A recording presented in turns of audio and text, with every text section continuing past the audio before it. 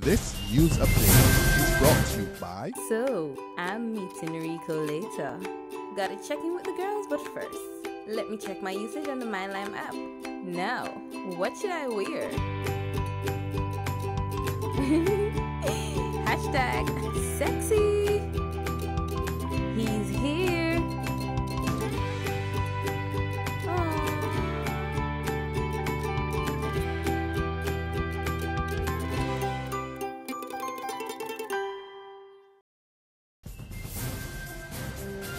Welcome to the Barbados Today Afternoon Update for Monday, June 15. I'm Fernella Wedderburn. Thanks for joining us. Topping the news, all eyes on the country's parliament as Finance Minister Chris Sinclair gets ready to deliver the much-anticipated 2015-2016 budget this afternoon. Ahead of his presentation, several stakeholders, including trade unions, which have been restless for the past few weeks, are adamant that no additional burden be placed on workers. President of the National Union of Public Workers, Akani McDowell, tells Barbados Today he is hoping that there will be no additional taxes at this time and no further layoffs of public workers. I don't want any more taxes. No more taxes. And the second thing would be no more layoffs. I would hope coming out of this budget that people will be able to at least maintain the employment that they have, and if possible, increase the employment within the public service, which is maybe a hope, but I would like to see people being re-employed among those statutory boards that now have enough room to re-employ persons. The head of the Barbados Union of Teachers, Pedro Shepherd, agrees. As public officers, teachers have not had an increase since 2009. And so to further tax them at this stage will make it almost impossible for some of them to survive. So we're hoping that there's no further taxation. If there are any allowances, though, which could be made for teachers, we would be very happy to have allowances for teachers in terms of being able to access care loans. It doesn't have to be the 50,000 which is granted to principals, but certainly if teachers have access to any concessions or anything where they can get care loans, maybe up to a maximum of 35,000, we'll be happy. If there are any allowances which could be made in terms of inputs, in terms of supplies for classrooms. While General Secretary of the Unity Workers Union, Caswell Franklin, is also of the view that the country is already overtaxed. They're going to be more innovative than anybody that they know if they can find something else to tax. The private sector is also looking for some relief in today's budget. More in this report from our Marlon Madden. Economists and business officials have made it clear they do not support any move to increase the tax burden. The head of the Barbados Chamber of Commerce and Industry, Tracy Shuffler, recently warned that any further increase in taxation during the current fiscal year would negatively impact any chance of growth in the economy. And while acknowledging that the government needed taxes to run the country and to improve and increase services offered to citizens, some business officials pointed out that taxing the population was not the solution. Some even suggested that the country was already overtaxed. Chief Executive Officer of the Barbados Private Sector Association, Anne Reid, has also pleaded with the government not to impose any new taxes. She suggested that what the private sector needed was more dialogue with the government and stakeholders to decide how to grow the economy going forward. But one thing is for sure, as Barbadians wait with bated breath to hear what the much-anticipated financial statement and budgetary proposals hold for them, they are being told by Minister of Finance Chris Sinclair to expect a continuation of government's fiscal program. I'm Marlon Madden, reporting for Barbados Today. Thanks, Marlon. In the meantime, the opposition Barbados Labour Party is also looking forward to Minister Sinclair's presentation. Leader Mia Motley is scheduled to make her contribution in Parliament tomorrow. However, the party's focus is also on preparing for the next general election, constitutionally due in 2018. Last night, the BLP St. Michael West Central Branch elected Ian Goodin Edgell to run again for the district, which he lost in the last election. Ms. Motley told supporters Edgell is the best person to lead the district. When you go next election, you see one, you see the other.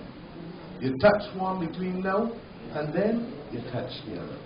And that Ian Goodin Edgell and I will be inextricably linked to ensure that the people of St. Michael West Central are relieved of the burden of incompetence of one Paul. You know, last election, Ian, and Tops referred to it slightly, more money was spent to make sure that Ian Gooding Edgell could not win this seat than was spent in every other constituency other than St. Michael Northwest. In every other constituency. And there was a reason for it. Because pound for pound, man for man, the people understood on the ground that Ian Gooding Edgell is a far better potential representative than James Paul could ever be. The demand for family planning services is on the increase in the country. That's according to President of the association, Pastor Ruth Phillips, who revealed that last year alone, over 55,000 family planning methods were distributed to residents. Speaking at a church service to mark the start of Family Planning Week, Pastor Phillips also revealed that educating the public on HIV/AIDS continues to be a priority for the organization. Though no longer a death sentence, the stigma and discrimination associated with HIV makes ending the pandemic very urgent. We continue to prioritize testing for HIV and sexually transmitted infections, as contracting STIs are often at-risk factors for HIV infection.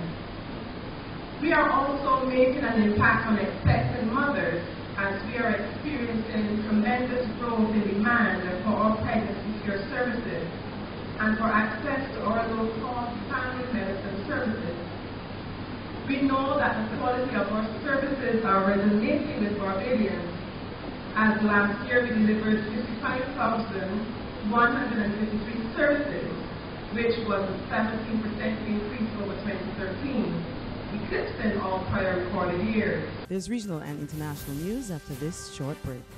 Secure your future, be financially strong. Since 1983, we have been there for you. A smart range of products, great tax benefits. We're the solution to your hopes and your dreams. The Barbados Workers Union Cooperative Credit Union. The Barbados Workers Union Cooperative Credit Union. Humble beginnings to smart loans, smart savings. Save smart and borrow smarter. That's the move for me. Stability, prosperity. We're the solution to your hopes and your dreams.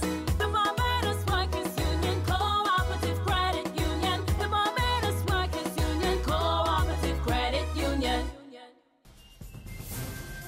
To news from the region now, the Trinidad and Tobago government dismisses claims by former Security Minister Jack Warner that he was part of a cover-up following an alleged drug find at the private residence of Prime Minister Kamla Persad-Bissessar. More in this report from TV6 News. The Sunday Express reported that Mr. Warner has signed an affidavit claiming that while he was the National Security Minister, he and then Deputy Police Commissioner Mervyn Richardson, then advisor to the Prime Minister Gary Griffith, Deputy Head of the Special Branch Gary Gould, and Minister Munilal were part of a plan to bury the alleged discovery of marijuana at the Prime Minister's personal residence in Philippines on April 12, 2013, when she was in New York. I think Mr. Warner is becoming increasingly delusional. I think that he is laying a foundation for him to be arrested on criminal charges in Trinidad as a way of probably fighting an extradition order. And finally, on the international scene, authorities in Hong Kong today arrested 9 people accused of conspiring to manufacture explosives. Police say they now have in custody 5 men and 4 women, ranging in age from 21 to 34, whom they describe as members of a local syndicate. They say their investigations revealed that 2 of the men in the group were planning to test the powder of an explosive device. And on that note, we come to the end of our afternoon updates, but you can join us again this evening. Until then, remember to log on to www.barbadostoday.bb, subscribe to our e-paper, email updates, and like us on Facebook. You can also catch us on Izumi Media in bus terminals or screenplay at supermarkets and gas stations near you. We're also on Channel 101 on Lime TV as well as Mix 96.9 FM. I'm Fernella Wedderburn. To have a wonderful day.